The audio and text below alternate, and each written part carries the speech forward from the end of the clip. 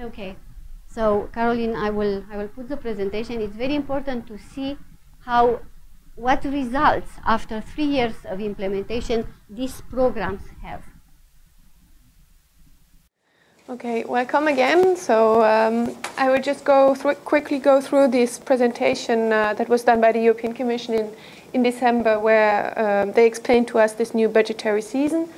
The European Union is, as Maria already explained, financing the Program for Social Change and Innovation, which was previously known as Progress, will become what we call PSCI.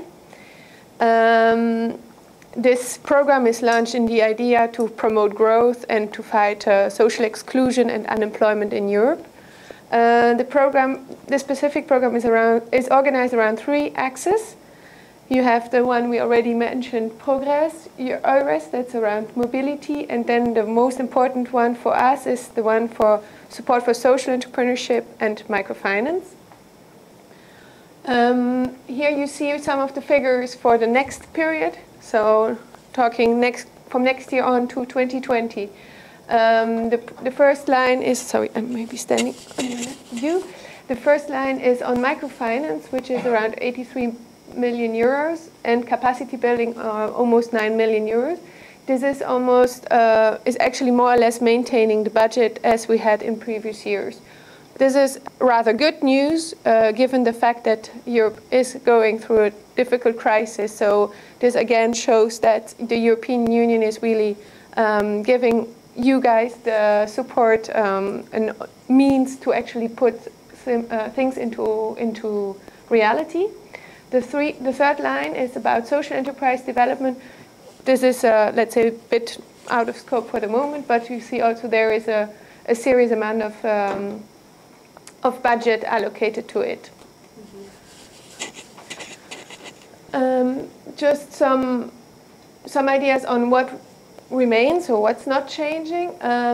There is the focus on young people, seniors, migrants, unemployment, and also in general just the micro enterprises, with the focus on creating jobs, fighting social exclusion, and promoting growth. The EU budget is basically organized around 2 main instruments. We have the guarantee funds, and you have 100 instruments, which include debt, equity, and risk-sharing investments. It's the microcredit providers or the MFIs who can apply for these lines, and with these lines they can, of course, offer then the microloans to the final beneficiaries. Right now, it's the European Union who provides the budget, and the EIF, the European Investment Fund, is the fund manager. So here, once again, it's just illustrated how it works with guarantees through the microfinance provider and then getting to the final beneficiaries, or over-counter guarantee via guarantee institution. This is as it is working already now, and this will continue in the future. Then there is a specialized investment fund where the European Union, but also the European Investment Bank are contributing. Here again, fund manager is the EIF. Here we talk about loans, equity, risk-sharing loans that goes to the microfinance provider and then going to the final entrepreneurs. The main change actually is for the new budgetary season is that we will not only be financing the EU 27 countries, but also 28 plus the EEA countries and the candidate countries. This is a little graph to show the geographical coverage as we have it today. So there are 21 microcredit providers financed in around 15 member states. So Romania has received, you see, and the countries are not indicated, but pretty much all over Europe. Okay. This is just again showing how it is structured. So there's the third axis on the PSCI, which is on microfinance funds, and then we have also some budget available for capacity building. Okay, I think these slides I'm just going to skip. It's on social enterprise support. Oops. And voila, that's where do we stand. So the proposal went out in October 2011. We're 2013 now. As you see, the opinion was expected for the first quarter 2013. Up to my news, there is no response yet. So we are following up. No good news. Yeah, but this is the status quo, let's say. Thank you for your attention. So, the Romanian legal framework, how it evolved. Yes? It started the microfinance sector separate from the credit unions, saving cooperatives, and credit cooperatives. Started in 2003 to 2005 with the first microfinance programs launched by the international NGOs, like demos like the other three. So I understand Croatia didn't welcome this approach, but this is what happened in my country. So in 2000, the World Bank became the sponsor of the changes in the legal framework, because they negotiate a microcredit program with the Romanian government, and they didn't have intermediaries. They didn't have instruments to channel the funds. So, and they issue the first piece of legislation which actually regulates the sector and allows to the microfinance institutions to use the funds from the World Bank and from the government and to extend microcredits in specific areas, like in the mining areas. The mining sector was restructuring in that time. And develop entrepreneurship and support the construction in those areas. Yes. 2004-2005, we have the microcredit companies law. All those NGOs, the entire sector, get together and they promote the microfinance company laws as pro-profit institutions with the main purpose to extend financial services. Financial services meaning not only microcredit, but support services as well, consulting and training for the client and potential clients. Yes? So, under the umbrella of microfinance are all the range of services, but up to 25,000 euros. 2006, so fast, you know, not that long time. The central bank, together with the Ministry of Finance, they issues the Ordinance 28, which includes the microcredit providers under the same umbrella with all the other non-bank financial institutions. The leasing companies, the mortgage companies, the credit unions, the consumer credit companies. All of them are pro-profit, non-bank financial institutions regulated by this primary legislation, piece of legislation, licensed and supervised by the central bank. A special department for the non-bank financial sector was created in the central bank to issue secondary legislation and regulation for the non-bank financial sector. Since 2006 until now, the non-bank financial sector grew and become a third, so 32% from the whole financial sector of Romania. Okay, 2009, the law 93 actually is based on the Ordinance 28, which actually it's a primary legislation. It's passed to the parliament and regulates the non-bank financial sector entirely. Yes? And the secondary legislation appeared, but the legislative body is and the regulation body is the central bank. So, since then, this is how the sector evolved. You can see it, you know. In 2006, when the microcredit companies law, it was a tiny sector with not more than 40 million in the portfolio, few entities. These new entities were registered because of the microcredit companies law. Yeah? How it is right now. you can see those institutions are reaching the entire country. We are talking about 100 million euros portfolio outstanding. We are the main beneficiaries of the Progress Facility, among the main beneficiaries of Progress Facility and Adjustment Facility. Because the sector is more mature, we are close to the European Code of Good Conduct. We almost implemented.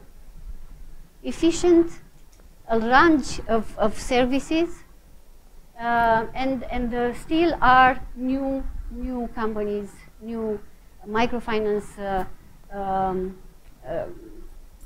microfinance institutions which are registering. Yes, but the whole regulation and licensing is with the central bank. So let me give you a different perspective. Yes, why we have microfinance? First, we have microfinance not for the sake of the sector and some few entities, even if there are 200 entities, to evolve and develop. We have microfinance to develop the SME sector, to finance and develop and support the development of entrepreneurship and the SME sector, and to enable to non-bankable to get access to financial resources and services, financial services. That's my country, and you can see the number of SMEs. So we are still, we still have a gap to fill, because in Romania the number of SMEs per 1,000 inhabitants is just a half of the average number of the European Union. We still have a lot of work to do and a lot of place to grow. Yeah? And this is the World Bank Easy Doing report. Yes? So this is how it works. Here is my country. Yeah? So access to credit. How I don't know if you are familiar with the World Bank report, Easy Doing report. So it's 183 countries are assessed, and they are put in a list from the easiest country to do business, from the hardest country to do business. It's from 1 to 83. And those are the ranks, yes? So the total rank of Romania, it's somewhere here, yes? It's 70 and something. Yeah? Start a business, it's over 60, but getting credit, it's 8. Together with Bulgaria, it's 8. The main reason it's easy to get credit is because in Romania there is a non-bank financial sector which provide financial services to the non-bankable ones. You know, and you know, sir, better than anybody, that the banking sector has to comply with Basel 1, 2, right now with 3. So there are a lot of startups, micro-enterprises, micro-entrepreneurs, enterprises established by women or by migrants in Europe, which are not bankable. To get credit for those entities, the banks cannot help them, simply cannot. Yes? But the non-bank financial institutions, they are regulated, but they are allowed to finance these startups, these new enterprises, these micro-enterprises. Okay, and you can see where you are. You are not that far, like in Slovenia, but you are farther than, yes. This is Croatia. Based on the World Bank report, it's not my assessment, it's their assessment. Yeah? So, and you can see all three, Bulgaria, Romania, and Poland, the access to getting credit, access to credit is 8 from 183 countries assessed. Okay. How it worked? What was the consequences? Being non-bank financial institutions pro-profit, regulated by the central bank, it was easy to access to the financial resources. That's the reason they grow that fast. So they increase their portfolio with 120% from 40 to more than 100 million. There are new investors, both commercial and social. Social meaning those investors, mainly European Union, but commercial as well. The banks are lending to the microfinance institutions, and investors specialized in investing in microfinance institutions. The operation sustainability of the sector is there. Yes? So the sector is not highly profitable, but it's sustainable, which is not the case of most of the NGOs, which need subsidies in order to operate. Those are sustainable. From what it means? It means that from the incomes they receive from interest and commissions on the financial services, they are covering the entire operational cost and the losses, which are there. Yeah. It's a risky business. We have an increased supervision from the central bank, especially for those which are large microfinance institutions. So increased supervision translates into cost restrictions. There is a unified legal framework for all the non-bank financial institutions, as I mentioned, microcredit, leasing, consumer credit, mortgage. So all those are under the same legal framework. And of course, we have the rank 8, which is pretty good. So what we learn? We learn that a clear, coherent, and supported legal framework is necessary for the development of the microfinance sector in your country. This is the legal culture. This is it, yes? You have to have a law in order to be allowed to develop financial activities and microfinance activity included. And it's very important that the lobby has to continue, yes? Because when we issue in 2005, when we draft and promote the legal framework for microfinance companies, it was a setup, an economical environment. After a few years, this changed, especially with the crisis. You have to adjust and adapt all the time the regulation in order to maintain their its characteristic to support the development of the sector and not to block it or to hinder it. And this is how it works. As a non-bank financial institutions, we have the non-bank financial institutions, which is providing financing for business development, and we have the FIRE Foundation. We have the second entity, which provides the non-bank financial services. It's separate. This is the activity which is regulated by the central bank. This is the activity which is not regulated at all. Yeah?